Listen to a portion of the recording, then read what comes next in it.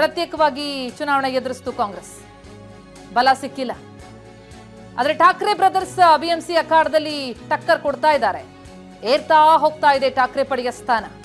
ಕೊನೆ ಕ್ಷಣದ ಆಟ ಬದಲಾಗ್ಬಿಡ್ಬೋದಾ?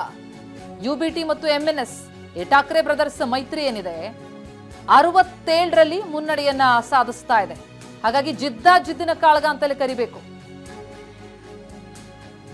85ರಲ್ಲಿ ಬಿಜೆಪಿ ಇದ್ರೂ ಕೂಡ 67ರಲ್ಲಿ ಠಾಕ್ರೆ ಬ್ರದರ್ಸ್ ಮುನ್ನಡೆಯನ್ನ ಕಾಯ್ದುಕೊಳ್ತಾ ಇರೋದು. ಟಕ್ಕರ್ ಜೋರಾಗಿದೆ.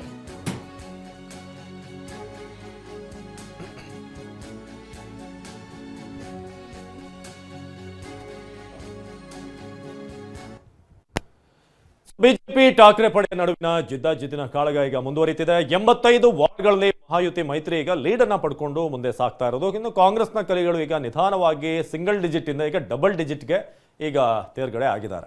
ಬಿಎಂಸಿ ಅಖಾಡದಲ್ಲಿ ಬಿಜೆಪಿಗೆ ಠಾಕ್ರೆ ಬ್ರದರ್ಸ್ ಈಗ ಫೈಟ್ ಕೊಡ್ತಾ ಇರೋದು. ಸೊ ಬಿಎಂಸಿಯಲ್ಲಿ ನಿಧಾನಕ್ಕೆ ಈಗ ಠಾಕ್ರೆ ಪಡೆಯ ಸ್ಥಾನ ಈಗ ಮುಂದುವರಿತಾ ಇದೆ. UBT plus MNS Maharashtra Navnirman ಸೇನಾ ಏನಿದೆ 67 ಈಗ ನಂಬರ್. ಸೊ ಬಿಜೆಪಿ ಠಾಕ್ರೆ ಪಡೆಯ ನಡುವಿನ ಜಿದ್ದಿನ ಕಾಳಗ ಮುಂದುವರಿತಾ ಇದೆ. ಸೊ 168 ವಾರ್ಡ್ಗಳ ಚಿತ್ರಣ ಈಗ ನಿಮ್ಮ ಮುಂದೆ ಇಡ್ತಾ ಇದ್ದೀವಿ. 227ರಲ್ಲಿ ಇನ್ನೂ ಕೂಡ ಮುಂದಿನ ವಾರ್ಡ್ಗಳ ಅಪ್ಡೇಟ್ ಅನ್ನ ನೀಡ್ತಾ ಹೋಗ್ತೀವಿ ನಿಮಗೆ. ಹಾಗೆ ಪುಣೆ, ನಾಸಿಕ್, ನಾಗ್ಪುರದಲ್ಲೂ ಕೂಡ ಏನೇನು ಆಗ್ತಾ ಇದೆ ಅಲ್ಲೂ ಕೂಡ ಅಲ್ಲಿನ ಅಪ್ಡೇಟ್ ಕೂಡ ನೀಡ್ತಾ ಹೋಗ್ತೀವಿ. ಸೊ ಯುಬಿಟಿ ಪ್ಲಸ್ ಎಂಎನ್ಎಸ್ ಈಗ 67 ವಾರ್ಡ್ಗಳಲ್ಲಿ ಮುನ್ನಡೆಯನ್ನ ಸಾಧಿಸಿರೋದು. ಎನ್ಸಿಪಿ ಅಜಿತ್ ಪವಾರ್ ಬಣ ಕೇವಲ 1.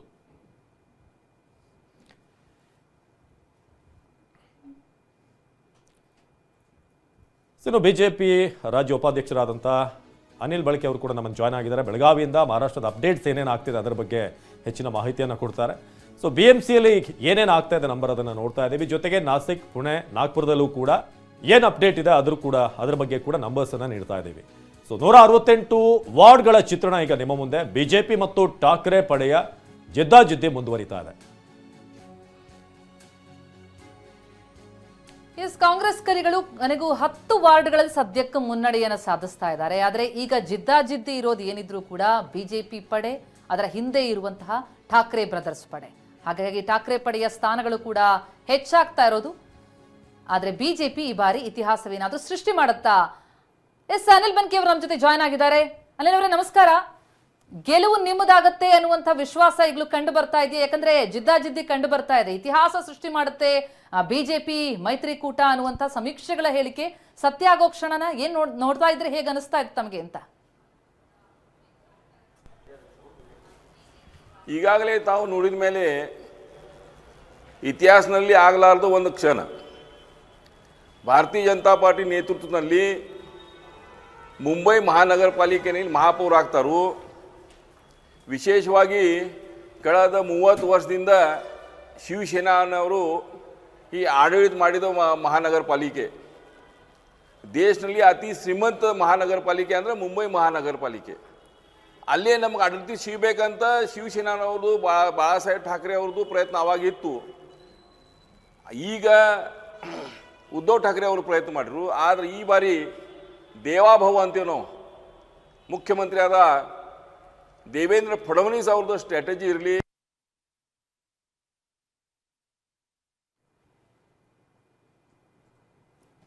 ನಿಮ್ ಧ್ವನಿ ಕೇಳಿಸ್ತಾ ಇಲ್ಲ ಅನಿಲ್ ಬನ್ಕಿ ಅವರ, ಮಾತಾಡ್ತೀವಿ ನಾವು. ಈ ಸದ್ಯಕ್ಕೆ ಅಪ್ಡೇಟ್ಸ್ ಅನ್ನ ಕೊಡ್ತಾ ಇದ್ವಿ. ಯುಬಿಟಿ ಮತ್ತು ಎಂಎನ್ಎಸ್ ನ ನಂಬರ್ಸ್ ಅನ್ನ ಕೂಡ 67 ಯುಬಿಟಿ ಮತ್ತು ಎಂಎನ್ಎಸ್. ಹಾಗೆ ಬಿಜೆಪಿ 85, ಬಿಜೆಪಿ ಮತ್ತು ಏಕನಾಥ್ ಶಿಂದೆ ಸೇರಿಸಿ 85. ವೈಯಕ್ತಿಕವಾಗಿ ಬಿಜೆಪಿಯ ನಂಬರ್ ಕೂಡ ನೋಡಿದ್ರೆ ಉತ್ತಮವಾಗಿ ಸಾಗ್ತಾ ಇದೆ. ಇಂಡಿವಿಜುವಲ್ ನಂಬರ್ಸ್ ನೋಡಿದ್ರೆ ಈಗ ಯುಬಿಟಿ ಮತ್ತು ಬಿಜೆಪಿಯ ನಡುವೆ ನೇರ ಫೈಟ್ ಇದೆ. ಈ ಬಾರಿ ರಾಜ್ ಠಾಕ್ರೆ ಅವರ ಜೊತೆಗೆ ಮಾಡ್ಕೊಂಡಂತ ಮೈತ್ರಿ ಎಷ್ಟು ಮಟ್ಟಿಗೆ ವರ್ಕೌಟ್ ಆಗುತ್ತೆ, ಎಷ್ಟು ಅದರ ಹೊಡ್ತಾ ಬೀಳುತ್ತೆ, ಇದೆಲ್ಲವೂ ಕೂಡ ನಾವು ನಂಬರಲ್ಲಿ ನೋಡ್ತಾ ಇದ್ದೀವಿ. ಈಗ ಇನ್ನು ಕಾಂಗ್ರೆಸ್ ಈಗ 10ಕ್ಕೆ ಏರ್ತಾ ಇರೋದು. ಎನ್ಸಿಪಿ ಅಜಿತ್ ಪವಾರ್ ಬಣ 1, ಇತರರು 5. ಸೊ 168 ವಾರ್ಡ್ಗಳ ಚಿತ್ರಣ ಈಗ ನಿಮ್ಮ ಮುಂದಿದೆ. ಮಹಾಯುತಿ ಮೈತ್ರಿ 85 ವಾರ್ಡ್ಗಳಲ್ಲಿ ಮುನ್ನಡೆಯನ್ನ ಸಾಧಿಸಿ ಈಗ ಮುಂದೆ ಸಾಗ್ತಾ ಇರೋದು. ಸೊ ಇಂದಿನ ಫಲಿತಾಂಶವನ್ನು ಕೂಡ ನಾವು ಗಮನಿಸಿದಂತಹ ಸಂದರ್ಭದಲ್ಲಿ ಆಗಲೂ ಕೂಡ ಶಿವಸೇನೆ 84 ಸೀಟ್ಗಳನ್ನು 2017ರಲ್ಲಿ ಪಡ್ಕೊಂಡಿತ್ತು. ಅದಾದ ನಂತರ ಭಾರತೀಯ ಜನತಾ ಪಾರ್ಟಿ ವೈಯಕ್ತಿಕವಾಗಿ 82 ಸೀಟ್ಗಳನ್ನು ಗೆದ್ದಿದ್ರು. ಸೊ ಅನಿಲ್ ಬನ್ಕಿ ಅವರು ಮಾಹಿತಿಯನ್ನು ಕೊಡ್ತಾ ಇದ್ರು. ಅನಿಲ್ ಬನ್ಕಿ ಅವರೀಗ ನೀವು ಹೇಳ್ತಾ ಇದ್ರಿ, ಒಂದ್ ಕಡೆ ಏನು ಆಡಳಿತ ಇತ್ತು ಕಳೆದ 30 ವರ್ಷಗಳಲ್ಲಿ, ಅದರಿಂದ ಜನ ರೋಸ್ ಹೋಗಿದ್ದಾರೆ, ಹಾಗಾಗಿ ಬದಲಾವಣೆ ಬೇಕು ಅಂತ ಬಯಸ್ತಾ ಇದ್ದಾರೆ ಅಂತ. ಆದ್ರೆ ನಿಮ್ಮ ಪಕ್ಷ ಮತ್ತು ಏಕನಾಥ್ ಶಿಂದೆ ಬಣ ಸೇರಿ ಮಾಡಿರುವಂತ ಇಂಪ್ಯಾಕ್ಟ್ ಏನು? ನೀವು ಅಸೆಂಬ್ಲಿ ಎಲೆಕ್ಷನ್ ಬಂದ ನಂತರ ಅಲ್ಲಿ ಏನಾಗಿದೆ, ಅದರ ಇಂಪ್ಯಾಕ್ಟ್ ಎಷ್ಟು ಕಾಣ್ತಿದೆ ನಿಮ್ಗೆ ಅಂತ? ಒಂದೇ ಇಂಪ್ಯಾಕ್ಟ್ ಅಂದ್ರೆ ನಿಮ್ಗೆ ಹೇಳ್ತೀವಿ. ಯಾವಾಗ ಉದ್ಧವ್ ಠಾಕ್ರೆ ಅವರು ಕನಸ್ನ್ಯಾಗ ತಗೊಂಡು ಬಂದು ನಾನು ಮುಖ್ಯಮಂತ್ರಿ ಆಗ್ಬೇಕಂತ ಬಂತು ನೋಡ್ರಿ, ಆವಾಗ ಏನು ಪರಿಸ್ಥಿತಿ ಬಂತಂದ್ರೆ ಅವ್ರು ಕಾಂಗ್ರೆಸ್ ಜಾಯಿನ್ ಆಗಿಬಿಟ್ರು. ಆವಾಗಲೇ ಕಟ್ಟರ್ ಹಿಂದುತ್ವ ಇದ್ದಿದ್ದು ಯಾವುದಂದ್ರೆ ಶಿವಸೇನಾ. ಆವಾಗ ಸನ್ಮಾನ್ಯ ಶಿಂದೆ ಅವರು, ಏಕನಾಥ್ ಶಿಂದೆ ಅವರು ತಮ್ಮೆಲ್ಲರೂ MLA ತೊಗೊಂಡು ಓಡ್ ಹೋದ್ರು. ಯಾಕಂದ್ರೆ ಇವ್ರು ಕಾಂಗ್ರೆಸ್ ಜಾಯಿನ್ ಆದರು. ಆದ್ರೆ ಹೃದಯ ಸಮ್ರಾಟ್ ಬಾಳಾಸಾಹೇಬ್ ಠಾಕ್ರೆ ಅವರು ಒಂದು ಮಾತು ಹೇಳಿರು, ಯಾವಾಗ ನನ್ನ ಜೀವನ್ಯಾಗ ಕಾಂಗ್ರೆಸ್ ಹೋಗ್ಬೇಕಂದ್ಮೇಲೆ ಆವಾಗ ನಾ ಶಿವಸೇನಾ ಬರ್ಖಾಸ್ ಮಾಡ್ತೀನಿ ಅಂತ ಹೇಳಿದರು. ಯಾರು ಓಪನ್ ಭಾಷಣ ಒಳಗೆ ಮಂದಿ ಒಳಗೆ ಹೇಳಿರು. ಆವಾಗ ಅದೇ ಓಕೆ ಅನಿಲ್ ಬನಿಕ್ ಅವರೇ, ನಿಮ್ಮ ಧ್ವನಿ ಸ್ವಲ್ಪ ಮಿಸ್ ಆಗ್ತಾ ಇದೆ ನಮಗೆ, ಮತ್ತೆ ನಾವು ಮಾತನಾಡ್ತೀವಿ, ಸ್ವಲ್ಪ ಟೆಕ್ನಿಕಲ್ ಗ್ಲಿಚ್ ಇದೆ. ಸೊ 168 ಕ್ಷೇತ್ರಗಳು ಅಥವಾ ವಾರ್ಡ್ಗಳ ಒಂದು ನಂಬರ್ನ ನಾವು ನೋಡ್ತಾ ಇದ್ದೀವಿ. ಪ್ರತಿಮಾ ಗಮನಿಸ್ತಾ ಇದ್ದೀವಿ 30 ವರ್ಷಗಳ ಆ ಒಂದು ಆಡಳಿತ, ಕೆಲವೊಂದ್ ಕಡೆ ಜನ ಕೂಡ ಒಂದು ಚೇಂಜ್ ಬಯಸ್ತಾ ಇದ್ದಾರೆ ಏನೋ ಅಂತ. ಎಸ್, ಅಂತದೊಂದು ಕಂಡು ಬರ್ತಾ ಇದೆ. ಆದ್ರೆ ಠಾಕ್ರೆ ರಣತಂತ್ರ ಏನಿದೆ ಅದು ಕೂಡ ವರ್ಕ್ ಆಗ್ತಾ ಇದೆಯಾ ಅಂದ್ರೆ ಕಾಂಗ್ರೆಸ್ನಿಂದ ದೂರ ಉಳಿದು ಏಕಾಂಗಿಯಾಗಿ ಸ್ಪರ್ಧೆ ಮಾಡಿದ್ದಾರೆ. ಅಫ್ಕೋರ್ಸ್ ಈಗ ಸದ್ಯಕ್ಕೆ ಬಿಜೆಪಿಯಿಂದ ಹಿಂದೆ ಕಾಣಿಸ್ತಿದ್ದಾರೆ ನಿಜ, ಆದ್ರೆ ಇಷ್ಟು ನಂಬರ್ ಬರೋದಕ್ಕೆ ಕಾಂಗ್ರೆಸ್ನಿಂದ ಪ್ರತ್ಯೇಕವಾಗಿ ಸ್ಪರ್ಧಿಸಿದ್ದು ಅವರಿಗೆ ಪ್ಲಸ್ ಆಗ್ತಾ ಇದೆಯಾ? ಕೊನೆ ಕ್ಷಣದಲ್ಲಿ ಬ್ರದರ್ಸ್ ಒಂದಾದ್ರು. 20 ವರ್ಷ ಆದ್ಮೇಲೆ ಉದ್ಧವ್ ಠಾಕ್ರೆ ಮತ್ತು ರಾಜ್ ಠಾಕ್ರೆ ಒಂದಾದದ್ದು. ಕೈ ಜೊತೆ ಮೈತ್ರಿ ಮಾಡ್ಕೊಳ್ಳಿಲ್ಲ MNS ಪಕ್ಷ, ಅದು ಪ್ಲಸ್ ಆಯ್ತಾ? ಹಾಗಾಗಿ ಒಂದು ಪೈಪೋಟಿಯನ್ನ ಬಿಜೆಪಿ ಕೊಡೋದಕ್ಕೆ ಸಾಧ್ಯ ಆಗ್ತಾ ಇದೆ ಪ್ರತ್ಯೇಕವಾಗಿ ಸ್ಪರ್ಧೆ ಮಾಡಿರೋದು. ಈ ಬ್ರದರ್ಸ್ ತಂತ್ರಗಾರಿಕೆ ಅವರಿಗೆ ನಂಬರ್ಸ್ ಕೊಡ್ತಾ ಇದೆ ನಿಜ, ಆದ್ರೆ ಇದು ಗೆಲುವಿನ ನಂಬರ್ ಆಗುತ್ತಾ ಅನ್ನೋದು ಇನ್ನೇನು ಕೆಲವೇ ಹೊತ್ತಲ್ಲಿ ಗೊತ್ತಾಗುತ್ತೆ. ಆದ್ರೆ ಸದ್ಯಕ್ಕಂತೂ ಗಮನಿಸ್ತಾ ಹೋದ್ರೆ ಪ್ರತ್ಯೇಕವಾಗಿ ಅವರು ಸ್ಪರ್ಧೆಗಿಳಿದಿದ್ದು ಕಾಂಗ್ರೆಸ್ನಿಂದ ದೂರ ಉಳಿದಿರುವಂತದ್ದು, ಅದು ಅವರಿಗೆ ನಂಬರ್ಗಳನ್ನ ತಂದು ಕೊಡ್ತಾ ಇರೋದು ಗೊತ್ತಾಗ್ತಾ ಇದೆ. ಆದ್ರೆ ಇದು ಗೆಲುವಿನ ನಂಬರ್ ಅನ್ನೋದು ಇನ್ನೇನು ಕೆಲವೇ ಹೊತ್ತಲ್ಲಿ ಗೊತ್ತಾಗುತ್ತೆ. ಯಾಕಂದ್ರೆ 114 ಬರಬೇಕು, ಈ ಮ್ಯಾಜಿಕ್ ನಂಬರ್ ಬರಬೇಕು ಅಂತಂದ್ರೆ ಇನ್ನೂ ಆಟ ಇದೆ. 85 ಸದ್ಯಕ್ಕೆ ಬಿಜೆಪಿ ಮೈತ್ರಿಕೂಟ ಮುನ್ನಡೆಯನ್ನ ಸಾಧಿಸ್ತಾ ಇರುವಂತದ್ದು. UBT ಅಂದ್ರೆ ಠಾಕ್ರೆ ಬ್ರದರ್ಸ್ ಬಣ ಏನಿದೆ ಮೈತ್ರಿಕೂಟ 67ರಲ್ಲಿ ಮುನ್ನಡೆಯನ್ನ ಸಾಧಿಸ್ತಾ ಇದೆ. ಕಾಂಗ್ರೆಸ್ ಕೇವಲ 10 ಸ್ಥಾನಗಳಲ್ಲಿ ಮುನ್ನಡೆಯನ್ನ ಸಾಧಿಸ್ತಾ ಇರುವಂತದ್ದು. ಎಸ್, ನಮ್ಮ ಪ್ರತಿನಿಧಿ ಮಹೇಶ್ ಈ ಬಗ್ಗೆ ಇನ್ನಷ್ಟು ಡೀಟೇಲ್ಸ್ ಅನ್ನ ಕೊಡ್ತಾ ಹೋಗ್ತಾರೆ. ಮಹೇಶ್, ನಾವು ಮುಂಬೈ ಮಹಾನಗರ ಪಾಲಿಕೆ ಜಿದ್ದಾಜಿದ್ದಿಯನ್ನ ನೋಡ್ತಾ ಇದೀವಿ. ಬಿಜೆಪಿ ಇತಿಹಾಸ ಸೃಷ್ಟಿ ಮಾಡುತ್ತೆ ಅಂತಲೇ ಸಮೀಕ್ಷೆಗಳು ಹೇಳ್ತಾ ಇದ್ವು.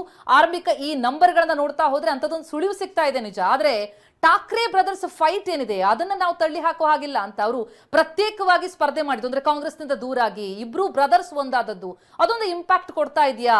ಮತ್ತೆ ಏನಾದ್ರೂ ಗದ್ದುಗೆ ಏರುವಂತಹ ಲಕ್ಷಣಗಳು ಕಂಡು ಬರುತ್ತಾ? ಈ ಫೈಟ್ ಹೇಗ್ ಕಂಡು ಬರ್ತಾ ಇದೆ ನೋಡ್ತಾ ಹೋದ್ರೆ ಅಂತ?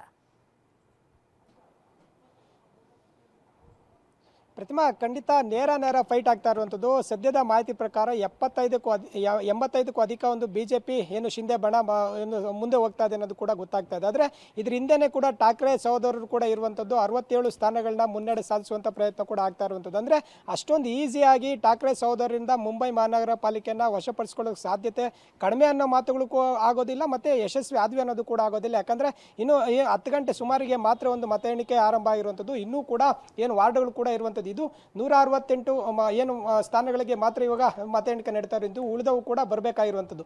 ಈ ನಿಟ್ಟಿನಲ್ಲಿ ಸಾಕಷ್ಟು ಜಿದ್ದಾಜಿದ್ದಿ ಏರ್ಪಟ್ಟಿದೆ ಅಂತ ಹೇಳ್ಬೋದು. ಯಾಕಂದ್ರೆ ಸತತ 30 ವರ್ಷಗಳಿಂದ ಕೂಡ ಠಾಕ್ರೆ ಸಹೋದರರು ಅಂದ್ರೆ ಠಾಕ್ರೆ ಏನು ಮಹಾನಗರ ಪಾಲಿಕೆಯಲ್ಲಿ ಆಡಳಿತ ನಡೆಸಿದ್ರು, ಎಲ್ಲ ಒಂದ್ ಕಡೆ ಅಲ್ಲಿ ಜನರಿಗೂ ಕೂಡ ಆ ಆಡಳಿತ ಸಮಾಧಾನ ಆಗಿಲ್ಲ ಅನ್ನೋ ಮಾತುಗಳು ಕೇಳಿ ಬಂದ್ರು ಕೂಡ ಈ ಒಂದು ರಾಜ್ ಠಾಕ್ರೆ ಏನಿದ್ದಾರೆ ಸಹೋದರರು ಇತ್ತೀಚೆಗೆ ಒಂದಾದಂತಹ ಸಂದರ್ಭದಲ್ಲಿ ರಾಜ್ ಠಾಕ್ರೆ ವರ್ತನೆ ಕೂಡ ಸ್ಥಳೀಯವಾಗಿ ಬೇಸರ ಆಗಿತ್ತು ಅಂತ ಹೇಳ್ಬೋದು. ಯಾಕಂದ್ರೆ ಮಹಾರಾಷ್ಟ್ರದಲ್ಲಿ ಅಂದ್ರೆ ಮುಂಬೈನಲ್ಲಿ ಮರಾಠಿಗರ ಅಲ್ಲದೇನೆ ಹೊರ ರಾಜ್ಯಗಳ ಏನು ನಿವಾಸಿಗಳು ಕೂಡ ಇರುವಂತದ್ದು, ಅಲ್ಲಿ ನಡೆಸುವಂತಹ ಸಂದರ್ಭದಲ್ಲಿ ಅವರ ಮೇಲೆ ದಬ್ಬಾಳಿಕೆ ದೌರ್ಜನ್ಯ ಕೂಡ ಆಗಿತ್ತು ಭಾಷೆ ವಿಚಾರದಲ್ಲಿ. ಈ ಹಿನ್ನೆಲೆಯಲ್ಲಿ ಆ ಒಂದು ಮತಗಳು ಕೂಡ ಎಲ್ಲ ಒಂದ್ ಕಡೆ ಬಿಜೆಪಿ ಮತ್ತೆ ಶಿಂದೆ ಅವರಿಗೆ ಕೂಡ ವಾಲ್ದೇವ್ ಅನ್ನೋದು ಕೂಡ ಮಾತುಗಳು ಕೂಡ ಕೇಳಿ ಬರ್ತಾ ಇತ್ತು. ಆದ್ರೆ ಇದು ನೆಕ್ ಟು ನೆಕ್ ಫೈಟ್ ಆಗಿರೋದ್ರ ಕಾರಣದಿಂದ ಸದ್ಯ ಇನ್ನು ಕೆಲವೇ ಕ್ಷಣಗಳಲ್ಲಿ ಸಂಪೂರ್ಣವಾಗಿ ಅಂದ್ರೆ 114 ಯಾರು ಪಾಸ್ ಆಗ್ತಾರೆ ಆ ಒಂದು ಹಿನ್ನೆಲೆಯಲ್ಲಿ BMC ಒಂದು ಆ ಒಂದು ಆಡಳಿತ ಚುಕ್ಕಾಣಿ ಇಡ್ತದನ್ನು ಕೂಡ ಮಾತುಗಳು ಇದೆ.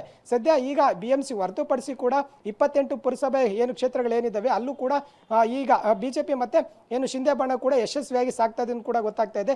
ಇಲ್ಲಿ ಏನು ಕಾಂಗ್ರೆಸ್ ಮೊದಲೇದಾಗಿ ಮೈತ್ರಿ ಮಾಡ್ಕೊಂಡಿರಲಿಲ್ಲ. ಆರಂಭದಲ್ಲಿ ಏನು ಒಂದು ರಾಜ್ ಠಾಕ್ರೆ ಸಹೋದರರ ಜೊತೆ ಏನು ಒಂದು ಮೈತ್ರಿ ಮಾಡ್ಕೊಂತ ಪ್ರಯತ್ನ ಮಾಡಿದ್ರು ಕೂಡ ಅವ್ರಿಗೆ ಯಶಸ್ವಿ ಆಗಿಲ್ಲ ಅಂತ ಹೇಳ್ಬೋದು. ಇಂಡಿಪೆಂಡೆಂಟ್ ಆಗಿ ಸ್ಪರ್ಧೆ ಮಾಡಿದ್ರು. ಈಗ ಸದ್ಯ ಅದು ಕೂಡ 10ರಲ್ಲಿ ಒಂದು ಏನು ಸಕ್ಸಸ್ ಆಗ್ತಾ ಇದೆ ಅಂತ ಕೂಡ ಗೊತ್ತಾಗ್ತಾ ಇದೆ.